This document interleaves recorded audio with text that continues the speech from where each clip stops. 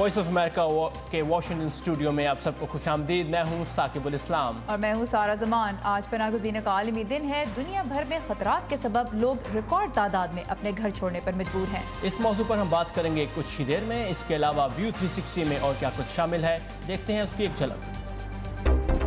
Virginia में मुसलमान लड़की का कत्ल, अब तक की तफसीलात। We charged the suspects yesterday evening with murder of the 17-year-old girl. पनाहगज़ीनों के आलमी दिन के मौके पर खुसूसी reports. My country, ISIS, the militia, too much problem. और मुलाकात एक ब्लॉगर से जो पनाहगज़ीनों की मदद मुख्तलिफ अंदाज में कर रही हैं। Interest as a writer with also my parenting goals.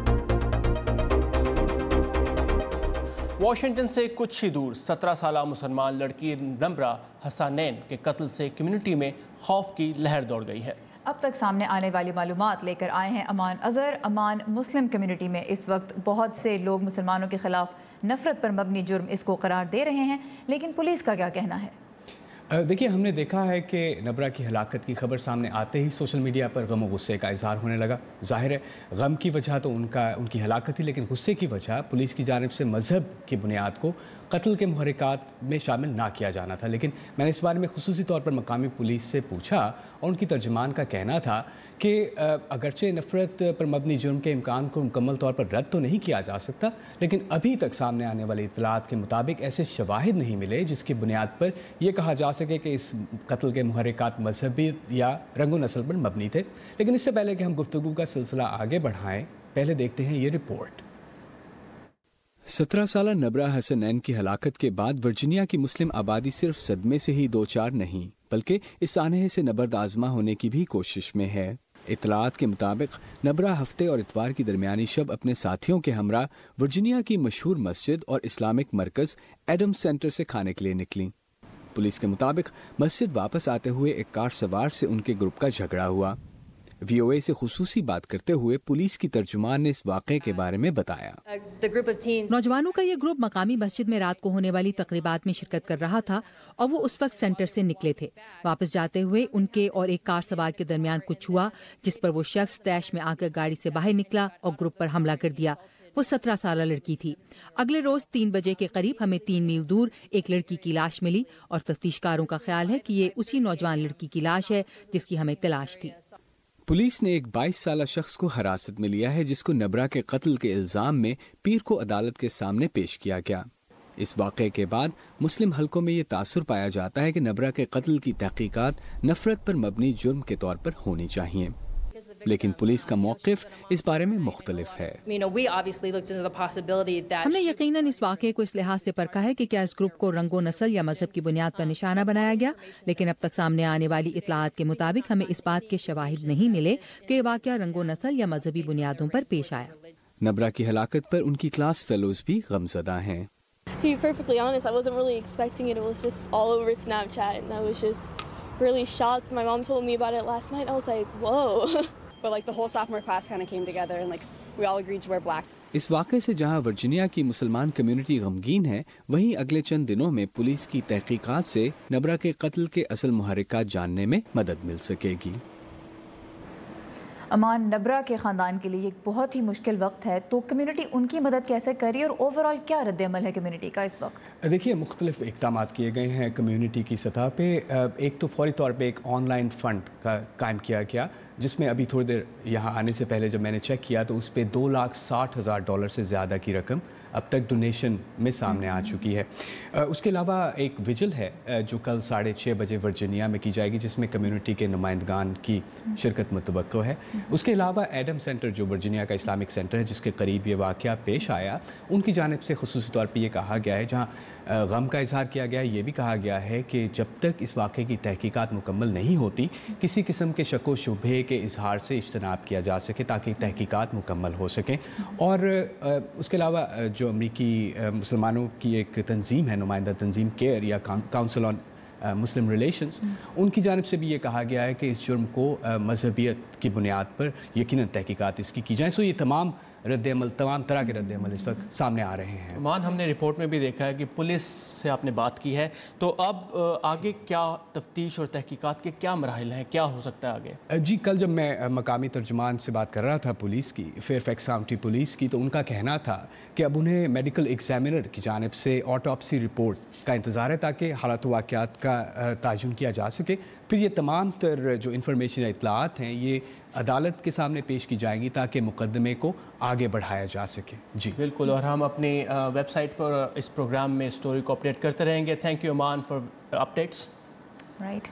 और 1.5 साल तक शुमाली कोरिया में कैद रहने वाला 22 साला अमरीकी नौजवान ऑटो वॉर्मबियर वतन वापस आने के कुछ ही रोज़ में चल बसा है। कैद के दौरान उसके दिमाग को गहरी चोटें पहुंची थी, जिनके सबब वो हिलने जुलने और बोलने से मुकम्मल तौर पर कासिर था और उसके दोबारा नॉर्मल होने का इम्कान भी कम ही था। ऑटो पिछले साल जनवरी में शुमाली कोरिया 5 दिन की सैर के लिए गया था, जहां वापसी से कुछ देर पहले उसे एक सियासी बैनर साथ ले जाने की कोशिश करने पर रियासत मुखालिफ सरगर्मियों के इल्ज़ाम में गिरफ्तार कर लिया गया। ऑटो ने वो बैनर अपने सामान में तो नहीं रखा था, लेकिन शुमाली कोरिया ने उससे मीडिया के सामने माफ़ी मंगवाने के बाद उसे 15 साल कैद बामुशक्कत की सज़ा दी। उसे रिहा करते वक्त शुमाली कोरिया का कहना था कि ऑटो एक तवील अरसे से बीमार था, ताहम उसके अमरीकी डॉक्टर्स इससे इख्तलाफ करते हैं। और इन अमरीकी स्टोरियों, ताज़ा तरीन खबरों, मुनफरद फीचर्स और वीडियोस के लिए आइए हमारी वेबसाइट urduvoa.com पर, जहां आज आप भारत और अफगानिस्तान के दरमियान फ़ज़ाई रास्ते से तिजारत के आगाज़ के बारे में एक तफसीली रिपोर्ट पढ़ सकते हैं। और अब देखते हैं वर्ल्ड व्यू, जिसमें शामिल होती हैं दुनिया के मुख्तलिफ हिस्सों से अहम खबरों और इंटरेस्टिंग वाक़यात की झलकियाँ।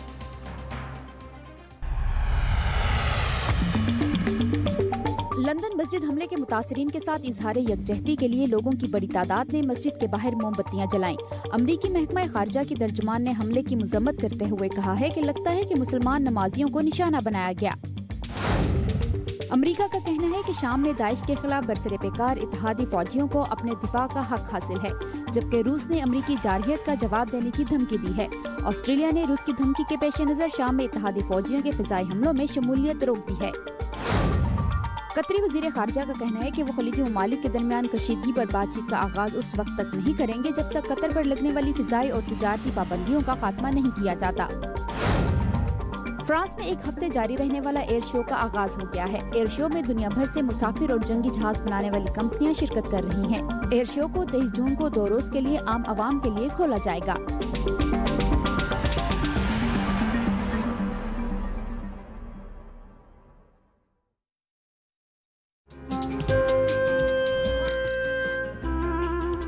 अब्बा जैसे करोड़ों लोग जहां हर रोज ईमानदारी से काम पर लगे हों, चाहे वो दफ्तर में हो या खेतों में, सड़कें हों, बॉर्डर्स, खेल का मैदान या कोई इंटरनेशनल स्टेज। जब पाकिस्तान का नाम रोशन करने वालों की कहानियां कहने के लिए हमारे पास वक्त कम पड़ जाए, जब पूरा मुल्क ही खुद को आगे ले जाने में लगा हो, तो फिर दुनिया भर में उसका परसेप्शन मुट्ठी भर लोग क्यों बनाते हैं? We are almost there, but not there yet. लगता है थोड़ी मेहनत और करनी होगी हमें भी। व्यू 360 सिर्फ आज न्यूज़ पर।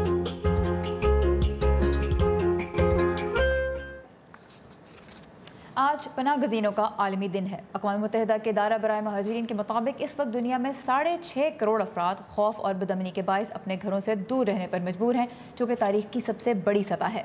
इनमें से तकरीबन 2.25 करोड़ पनाह गज़ीन हैं। इदारे के मुताबिक पनाह गज़ीन वो शख्स होता है जिसे बदअमनी या मनफी रवैयों का निशाना बनने के खौफ से अपना वतन छोड़ना पड़ता है। बैनुल-अक़वामी क़वानीन के तहत उन्हें ज़बरदस्ती उनके वतन वापस भेजना मना है।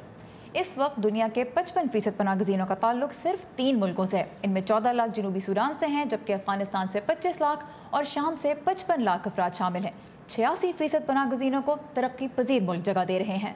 पाकिस्तान एक अरसे से अफगान रिफ्यूजीज़ का सबसे बड़ा मेज़बान है, जहां इस वक्त तकरीबन 14 लाख रजिस्टर्ड पनाह गज़ीन रह रहे हैं। लेकिन शाम की जंग के आगाज़ से तुर्की में तकरीबन 30 लाख शामी पनाह गज़ीन मौजूद हैं, इसलिए तुर्की बतौर मेज़बान मुल्क सरे फहरिस्त है। اور جیسا کہ آپ نے دیکھا اس وقت دنیا میں سب سے زیادہ پناہ گزینوں کا تعلق شام سے ہے. آئیے چلتے ہیں اردن اور لبنان کے ریفیوجی کیمپوں میں اور دیکھتے ہیں کہ اقوام متحدہ اور دیگر ادارے شام سے نکلنے والوں کی مدد کس حد تک کر پا رہے ہیں. گزشتہ چند سالوں میں لوگوں کی ایک بڑی تعداد کو شام سے بھاگنا پڑا ہے کیونکہ انہیں 6 سالہ خانہ جنگی کے دوران یا تو دونوں فریقوں میں سے ایک یا ملک کے شمال مشرق پر قابض داعش کی جانب سے نشانہ بنایا گیا تھا. اگرچہ پچھلے چند ماہ سے داعش کو کئی محاذوں پر پسپائی کا سامنا ہے، دہشت گردوں کے خوف سے بھاگنے والوں کو یقین نہیں کہ واپسی کے لیے یہ علاقہ اب محفوظ ہے. اگر سلامتی کی صورتحال ٹھیک نہ ہوئی تو ہم واپس نہیں جائیں گے. ہم رہیں گے کہاں، کھائیں اور پیئیں گے کہاں سے؟ جن کے گھر ان سے چھن گئے نہ تو وہ کام کر سکتے ہیں اور نہ اپنے خاندانوں کو بسا سکتے ہیں. وہ کس چیز کے لیے وہاں واپس جائیں گے؟ کسی تیسرے ملک میں بسنے کے منتظر بہت سے مہاجرین اقوام متحدہ کی جانب سے خیمہ بستیوں میں رہتے ہیں. 1 کروڑ آبادی کا ملک اردن تقریباً 7 لاکھ پناہ گزینوں کا گھر ہے. ان میں سے کچھ کو تشدد اور جبر کا سامنا کرنا پڑا. وکیلوں کا ایک انٹرنیشنل گروپ اردن میں 50 پناہ گزینوں کی مدد کی کوشش کر رہا ہے. ہم اپنے کلائنٹ سے کہتے ہیں کہ ہم آپ کی مدد اس وقت کریں گے جب تک آپ اپنے پیروں پر کھڑے نہیں ہو جاتے، اور اس میں 10 سال بھی لگ سکتے ہیں، 20 سال بھی، اور تمام عمر بھی. ریفیوجیز سرکاری اور نجی عطیات پر انحصار کرتے ہیں. ان کی تعداد میں اضافے کے ساتھ فنڈز ناکافی ہو رہے ہیں. UN ریفیوجیز ایجنسی نے انٹرنیشنل کمیونٹی سے متعدد بار مزید عطیات کی درخواست کی ہے. اب ادارے نے کئی مسلمان ممالک کے مذہبی رہنماؤں سے ایک ایسی اجازت حاصل کر لی ہے جس کے تحت اب ان کے شہری ریفیوجیز کے پروگرام میں عطیات دے سکیں گے. UNHCR کی کسی بھی دوسرے پروگرامز کے برخلاف جن میں عطیات کا 7% انتظامی ٹیکس کی مد میں کٹ جاتا ہے، اس پروگرام کے ذریعے تمام عطیات 100% پناہ گزینوں کے لیے جاتے ہیں. لیکن ایک ایسی دنیا میں جہاں ہر منٹ تقریباً 20 لوگوں کو تنازعات یا جبر کے باعث بے گھر ہونا پڑ رہا ہے، امداد کی ضرورت سپلائی سے کہیں زیادہ ہے. پناہ گزین کہیں سے بھی آئیں، ان کی سب سے پہلی ضرورت ہوتی ہے سر پر چھت. واشنگٹن سے تقریباً 30 منٹ دور ریاست میریلینڈ کے علاقے ریور ڈیل میں ایک عمارت بہت سے پناہ گزینوں کے لیے کئی سالوں میں ان کا پہلا محفوظ گھر ہے. ان کی نئی زندگی کی شروعات کیسی ہیں، آئیے دیکھتے ہیں. I am from Nepal. I'm from Nigeria. I'm from Afghanistan. Riverdale Maryland میں واقع پارک ویو گارڈنز اپارٹمنٹس میں چہل پہل سے بھرپور ایک صبح کا آغاز ہو رہا ہے. وسیع رقبے پر پھیلے ان 600 اپارٹمنٹس کے نصف سے زائد میں پناہ گزین رہتے ہیں جو دنیا کے مختلف حصوں میں جاری جنگی تنازعات اور تشدد سے بچ کر آئے ہیں. ذبی اللہ ذاکر پچھلے سال اپنی بیوی کے ہمراہ افغانستان سے آئے تھے. افغانستان میں سلامتی کی صورتحال اطمینان بخش نہیں، خصوصاً ان لوگوں کے لیے جنہوں نے امریکہ یا پھر امریکی افواج کے لیے کام کیا. ہماری زندگی وہاں خطرے میں تھی.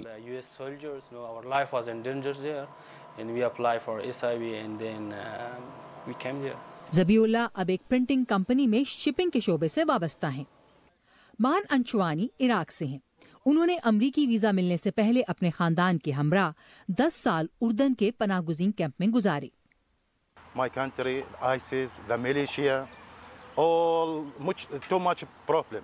مان انشوانی پناہ گزینوں کی آبادکاری سے متعلق ایجنسی کے تعاون سے 4 سال پہلے پارک ویو گارڈنز آئے تھے. ڈیوڈ مینڈک پارک ویو گارڈنز کی دیکھ بھال کرتے ہیں. 30 سال پہلے امریکی حکومت سے منسلک ایک ہیومینیٹیرین گروپ نے انہیں ایسے لوگوں کے لیے رہائش تلاش کرنے میں مدد مانگی جو تنازعات یا ریاستی جبر سے بھاگ کر یہاں آئے ہوں. جب وہ پہلی مرتبہ یہاں آئے اور اس کے بعد سے اب تک انہیں دوسری جگہوں پر بسانے کی کوشش کی گئی. میں نے بھی اسی سلسلے میں انہیں مدد دینے اور دوسرے پراپرٹی مالکان کو بھی انہیں رہائش دینے کے لیے آمادہ کرنے کی کوشش کی. کچھ پناہ گزینوں کو ملازمت بھی دی ہے. انہوں نے ہماری کمپنی کو بہت کچھ دیا جیسے کہ تنوع اور بہت سے ٹیلنٹ، اور در حقیقت اب اس کمپنی کے اعلیٰ انتظامی معاملات پناہ گزینوں کے ہاتھ میں ہیں. 18 سال قبل کوسوو کی جنگ سے بچ کر بھاگنے والی پراپرٹی مینیجر زیمی شیبو انہی میں سے ایک ہیں. جب وہ یہاں آتے ہیں تو بالکل بوکھلائے ہوئے ہوتے ہیں. میرے لیے یہ کہنا بہت آسان ہوتا ہے کہ آپ اطمینان رکھیں کیونکہ میں اس صورتحال سے گزر چکی ہوں اور مجھے پتا ہے آپ کس مسئلے سے دوچار ہیں. पनाह गुज़ीर रिहायशी पार्क व्यू गार्डन्स के एक हिस्से में अंग्रेजी की मुफ्त तालीम ले सकते हैं, जो खैराती इदारों के लिए मखसूस है। चैलेंजेस कुछ भी हों, ये पनाह गुज़ीर पुरुम्मीद हैं। प्रोड्यूसर जून सो के लिए आयशा खालिद, उर्दू VOA। रमज़ानुल मुबारक हमें दूसरों की तकलीफ़ को महसूस करना सिखाता है। पाकिस्तानी अमेरिकन ब्लॉगर सलमा हसन इस रमज़ान में अपने ब्लॉग के ज़रिए उन पनाह गज़ीनों की कहानियाँ सामने ला रही हैं जो अपना सब कुछ छोड़कर अमन की तलाश में घर से निकले हैं। सलमा से हमें मिलवा रही हैं सहर माजिद। मैं समझती हूँ कि मुसलमानों को न सिर्फ अमरीकी मीडिया में बल्कि दुनिया भर में एक मनफी ज़ाविये से पेश किया जाता है। मैं अपनी कहानियों के जरिए मुसलमानों के बारे में दुनिया की राय बदलना चाहती हूँ। इस रमज़ान में मेरे ब्लॉग का मौजू है 30 days 30 refugees stories। 2 महीने पहले मैं अपनी बेटी के साथ ग्रीस गई और वहाँ कैंप्स में मुकीम पनाह गुज़ीनों से मुलाकात की।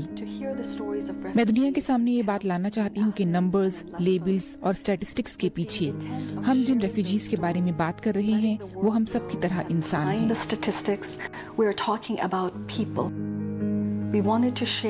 हम उनकी कहानियाँ दुनिया के साथ शेयर करना चाहते हैं ताकि लोग उन पनाह गुज़ीनों की दिल को हिला देने वाली कहानियाँ जान सकें।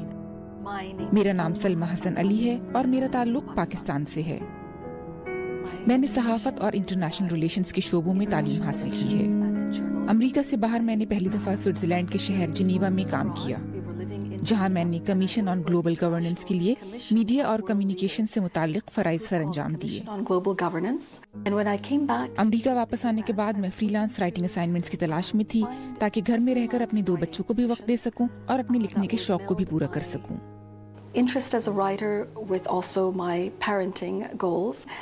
मैंने एक मजमून लिखा जिसमें अपने खानदान की कहानी सुनाई कि कैसे मेरे घर वाले पाकिस्तान से अमेरिका मुंतकिल हुए।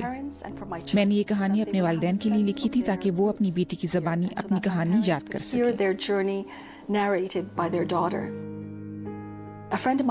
मेरी एक दोस्त ने मुझे वाशिंगटन से शाया होने वाले रिसाले वाशिंगटोनियन में ये मजमून शाया करवाने का मशवरा दिया। मैंने ये कहानी वहाँ भेजी, लेकिन मुझे उम्मीद नहीं थी कि ये शाया हो सकेगी। मुझे लगता था कि वो क्यों भला मेरी इस मामूली सी कहानी में दिलचस्पी लेंगे। 3 दिन बाद मुझे एडिटर की कॉल मौसूल हुई। ऐसा शायद पहली बार हुआ था कि एक पाकिस्तानी मुस्लिम खानदान की कहानी इन सफ़ात पर शाया हुई थी। इस कहानी के बाद से मैं मुसलमानों के बारे में मुख्तलिफ मज़ामीन लिख रही हूँ, खास तौर पर उन मुसलमानों की कहानियाँ जो हमारे लिए एक रोशन मिसाल हैं। 7 साल पहले माह रमज़ान में मैंने ये फैसला किया कि लोगों को बताऊं कि रमज़ान का असल मकसद क्या है। रमज़ान के महीने में महज खाने पीने से गुरेज करना ही काफी नहीं। मैं अपने बच्चों को बताना चाहती थी कि रमज़ान हमें नेक काम करने और एक दूसरे का एहसास करने का भी दर्स देता है। हमने माह रमज़ान में हर दिन एक नेकी की और उसके बारे में एक मजमून लिखा और इस तरह 30 days 30 deeds ब्लॉग वजूद में आया।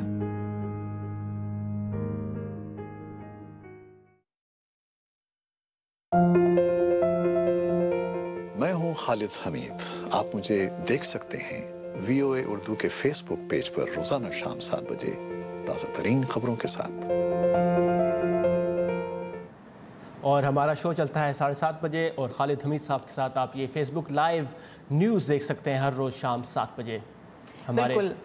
और 10 बजे पाकिस्तान के स्टैंडर्ड टाइम के मुताबिक। और यहाँ पे मैं हमारे जो फेसबुक के यूज़र्स हैं उनका बहुत शुक्रिया अदा करना चाहूँगी, बिकॉज साकिब हमने 2 मिलियन यानी 20 लाख लाइक्स हिट की हैं। तो दुनिया भर से, न सिर्फ पाकिस्तान से बल्कि दुनिया भर में जहाँ जहाँ उर्दू पढ़ने और बोलने वाले रहते हैं वो इस पेज को फॉलो करें। आप भी आइए इस पेज पर facebook.com/VOA उर्दू, ताकि जब हम अपडेट्स करते हैं वो भी आप देख सकें। और लाइव इवेंट्स इस पेज पे हम बहुत से करते हैं। वाशिंगटन और आसपास जितने भी लाइव इवेंट्स होते हैं हमारी कोशिश होती है कि हम वहाँ से आपको लाइव न्यूज़ दें और आप इस शो में शामिल होने वाले रिपोर्ट्स भी उस हमारे फेसबुक पेज पर देख सकते हैं। बिल्कुल, तो बहुत कुछ है फेसबुक पेज पे और यही वो जगह है जहाँ पे आप हमें अपनी फीडबैक भी दे सकते हैं। ये था हमारा आज का व्यू 360 और फेसबुक पेज पे आइए और हमें बताइए कि आपको कैसा लगा। कल फिर आपसे इसी जगह इसी वक्त मुलाकात होगी। तब तक के लिए खुदा हाफिज।